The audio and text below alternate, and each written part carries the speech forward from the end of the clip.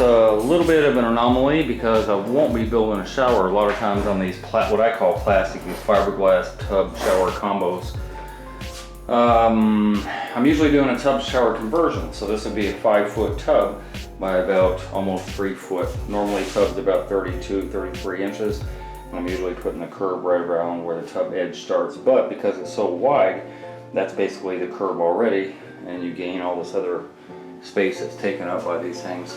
I've posted before. I'll try and find that video if I can find it, and I will link it right there. I'll put a card up there showing how to get one of these out. There's actually a lip that goes probably about 1/2 inch, 3/4 inch outside of here, and then either screws or nails go into supposedly some wood that's behind there to anchor the whole thing down, and that's all the way around. So you have to come out usually about an inch, inch and a half or so, and just cut in with a Dremel all the way around, making sure not to hit any plumbing, because sometimes there is plumbing in the wall that you're unaware of.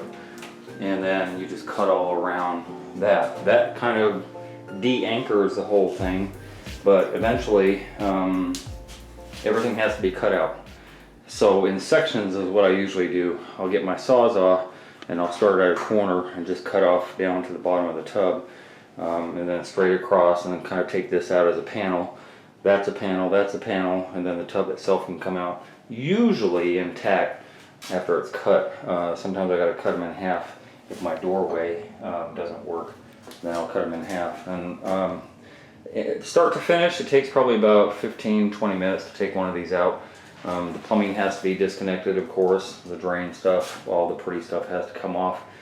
Usually that pipe has to be cut down where the tub spout is at. And yeah, pretty easy process. The renovation I'm doing on here is going to be wood plank, a dark wood plank tile, 36 inch. Actually, I will be staggering at 1/3. The same wood plank tile will go on the walls all the way up to the ceiling, wrap around the window.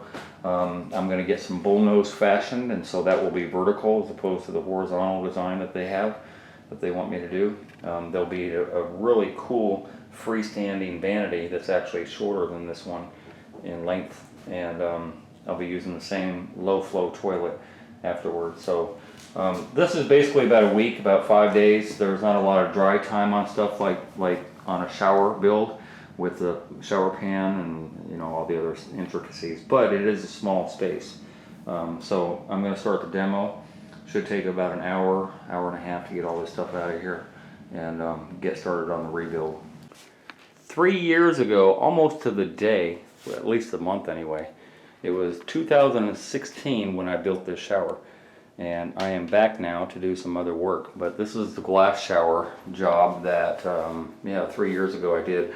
I'll post a link up there on a card on that video. You can see how I made this happen, but it's wall wall to wall glass tile, just brick after brick after brick. In fact, I mentioned that on the video where it's like stacking brick, and I had a lot more respect for masons. Everything's flush and nice and even and all that stuff with the what I call a border. So look at that, it's just so beautiful.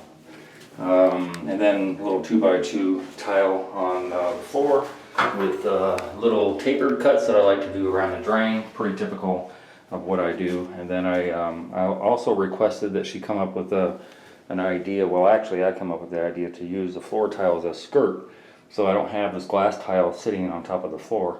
And that's the reason that I have this skirt going on along with the floor tile I did also. And then the outside, I probably would have had these bullnose. Looking back on it now, it's kind of interesting to see how your mind changes around through the years. I either would have had these bullnose or put some aluminum strips on there on the front and back. But yeah, so now I'm on to the next bathroom 3 years later, and I'll kind of give you an idea of what's going on there. So as we get into this floor, there's not a lot to show. There's an issue that I want to point out, that I want to be clear. Turn on this fan. Okay. I want to be clear on something. There are different types of backer board, and backer board can mean on a wall, like on here. There's no backer board because there was a piece of a POS shower. And backer board can get on a wall. It can go on a floor. On on any floor, whether it's residential or commercial, especially in high traffic areas where there's going to be a lot of weight and a lot of people and all that stuff, especially there, but even a domestic type of thing, domestic setting, meaning in a house, not just a commercial. Commercial would be like the biggest no-no I could imagine, big time no-no. But even on a residential, look at this. This is what they call. First of all, I want to point out, for people that want to know about tile, because people ask me, you know, what's the best quality and what's the worst, and da da da. This is glazed clay. It's what I call it. I've nicknamed that over the years. All it is a piece of clay, and you can clearly see that it's brown, with a glaze over it. A glazed clay, if you will. And I don't like it for a lot of reasons. The main reason, if you ever drop something, you can have a piece of brown showing at you forever and ever, unless you can find a touch-up paint. Anyway, getting back to the board that I wanted to start with. So this is what's called Dent Shield. Dent Shield is a gypsum product. And yes, I use gypsum on a wall, and a lot of people know that I use gypsum on a wall, and I don't have a problem with that because I'm going to be waterproofing it. But a gypsum product on a floor, you see, even though Dent Shield is waterproofed, so you have kind of a gray on one side and a yellow on the other side. And yes, it is waterproofed. But because it's a large area with at least 3 sheets going on, there's no way that they could seam everything together and make the whole thing waterproof if that was their desire. But I don't think it was their desire. I think it was an easy process for them to cut and set this onto a floor, which I would never, ever, ever, ever contemplate putting a sheetrock, a gypsum product on a floor. It's just insanity as to the reason why you would ever use this product, given all the choices that you have with regard to even Curdy, which I'm not advocating you use that, but you know, that's glued on. This is glued on too. You can clearly see that it was glued, and I don't know that it was screwed because it's coming up pretty easily. There seems to be a few nail marks or whatever, but regardless, watch how easy this comes up. Okay. Now,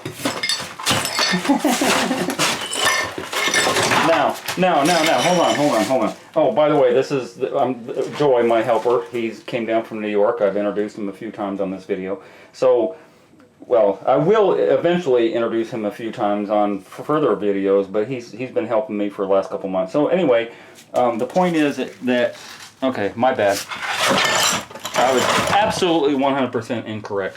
They actually glued the tile. These are trowel marks for the tile down to the board. They didn't do anything. This is linoleum, the original linoleum from 25, 30 years ago, and they should have taken that up. If they didn't take that up, then they should have come in with Hardy Backer or Durarock or something like that. So I do encapsulate it with a backer board, but I would never, ever, ever, ever, did I say ever?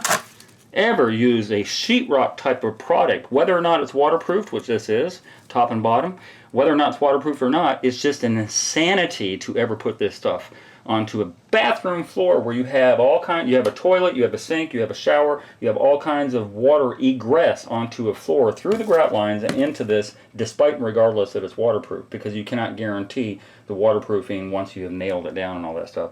Anyway, that's not really the point. The point I'm trying to make is, especially on a floor, look at that, just flipped over, especially on a floor, if they could have somehow nailed into that and glued it and all that stuff onto the floor, I still don't believe in it, not because it's easy to take up. I mean, I just showed that, and that's not really the point I'm trying to make. What I'm trying to say is sheetrock has a purpose. And yes, I would use this all day long on a wall. If I had to do a wall, all day long on a wall. All day long.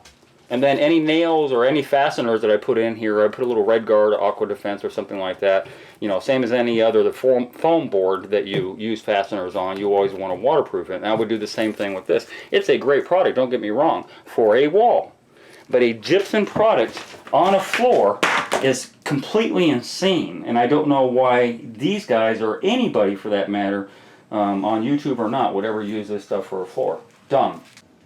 So I've accomplished a lot in the last couple of days. Got a new tub in. Got a shower valve, new shower valve in. Eventually, it will look very, very nice. A lot of the sheetrock is way, way off.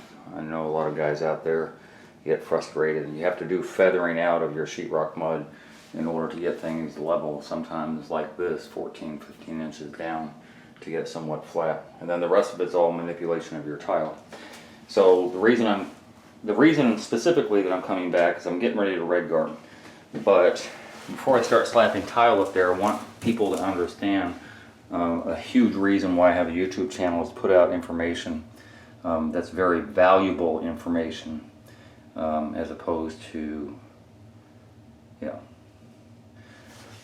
So a lot of times people get mold and mildew around in a shower as well. I'm usually doing showers, and you see mold and mildew around the perimeter. You spray bleach it out, whatever chemical you use, the mold goes away, or at least the surface mold does, but then it grows back again because mold is feeding off of that wallboard that's embedded into your pan. It will never stop because it's constantly feeding. So a couple weeks later, the mold and mildew will grow back. You spray bleach it again, and it'll never go away. It happens on tubs a whole lot more because builders have this really bad habit of setting, when they put a tub, of setting their wallboard onto the edge of the tub. This is what I call the edge of the tub. Whatever wallboard you're using, and it does not matter, even if you use Durarock or any cement board, it will still get mold and mildew because the mold and mildew is feeding off of both the moisture and the content of whatever wallboard you're putting down. And so when they do that, and they set the wallboard on there, and then they set the tile over the wallboard and run some caulking, the caulking eventually wears off or tears off, or somehow water gets up underneath there. And because it has stagnant ability, because this is flat, it wicks up the wallboard, no matter what it is, and then you're going to get mold and mildew around your tub constantly, all the time. And there's no way you can possibly take care of that. In fact, it's so bad sometimes that the sheetrock has been penetrated with water over years and years and years that literally, and especially with a builder's grade type of 4x4 tile, you can almost literally push your hand through it. I have a video of that where I didn't use a hammer to tear apart the wallboard and tile because it was so soft from years and years of water penetration. So I reiterate over and over and over again on many videos, don't put your wallboard in your shower pan, and don't set your wallboard on top of your tub edge.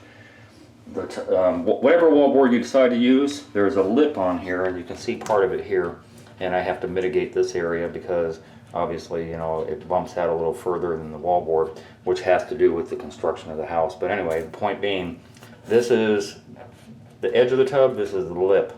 So eventually the tile will the wallboard sets on the lip of the tub as it is all the way around. And then eventually the tile will overlap on that.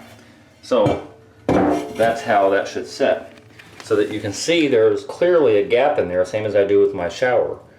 And when that gap is hollow, there's no way for water to jump up in there.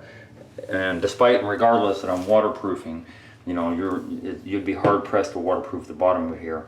But even if you did, I would never advocate putting it on the edge of the tub. Always have it on the lip of the tub at the very top, and then overlap your tile. And then you can run a bead of caulking along here all day long. There's still going to be an expansion gap, probably about, usually about 1/8 of an inch or so, a little less than that. So the tile's not sitting flat on the tub, but it's also overlapping on your wallboard. And I know this is really elementary, and I don't mean to talk down. A lot of people say it, or talk down. And I'm not meaning to, but I'm just reiterating over and over and over again the issues that arise from doing something wrong.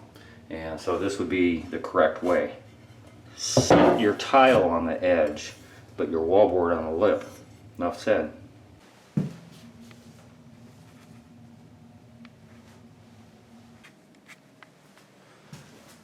It is repaired.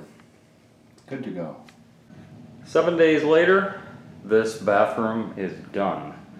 I don't like those plastic tub enclosures. No, I don't. I really don't.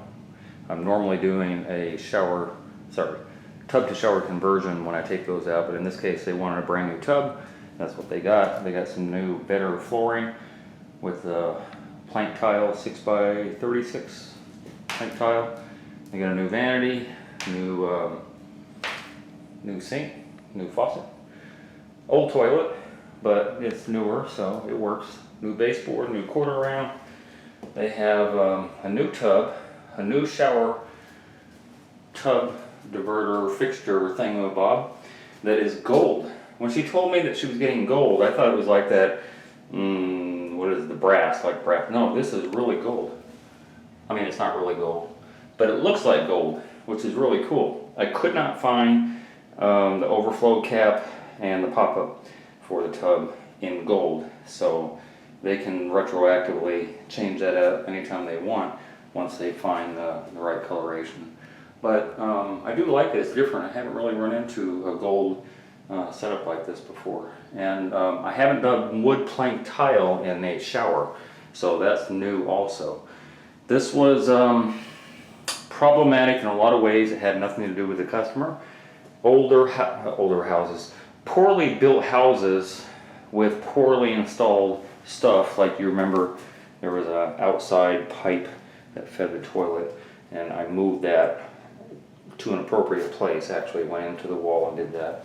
I also had to reconfigure the plumbing to bring it up higher because these new freestanding vanities are higher. And as luck would have it, there is a stack, a 3-inch stack right there. So I literally had to move the stack. Well, anyway, long story. But yeah, very problematic. Problematic there, problematic with the offset toilet flange that was going on. Problematic with just about everything in here. Walls aren't, yeah. Even the new window wasn't really set in right. There's a little discrepancy on the window, and I was able to manipulate that with my tile, so it worked out pretty good. Had some bullnose made for the outside, which don't know that I would have done, but there are 36-inch bullnose going up, which is kind of crazy. I really like this look. It's a very masculine type of shower. I don't know how it will wear and tear on you know, a lot of water penetration and stuff like that. I suppose like any other tile, just don't know that I would have done it. Brand spanking new tub, I like it. Don't generally like tubs just because nobody really uses them. They could have very easily have made this a tub to shower conversion, but then they would have lost the only tub that they have, because if you recall, in the other bathroom 3 years ago, I took out that tub and made that a shower. So yeah, you can't do both. But yeah, the same tile on the floor, and this one's finished. In the bag, done, finito. I am out of here. It's been a long 7 days. I'm so glad it's over. Yeah, the builder. The builder. They are not all created equal, that's for sure. These guys gave me a really hard time and didn't even know it 20 years ago. That was easy. Hey, if you enjoyed that video and you learned something, consider being a Patreon member. $5, $10, $15 a month would help me greatly produce more videos. I make nothing from YouTube at all. If you're gonna call me for advice, please donate $50 for 30 minutes. My link to my PayPal and my Patreon account is down below. And if you haven't already, hit the subscribe button and hit the bell so you get immediate notifications as soon as I post videos. And thank you very much for your support.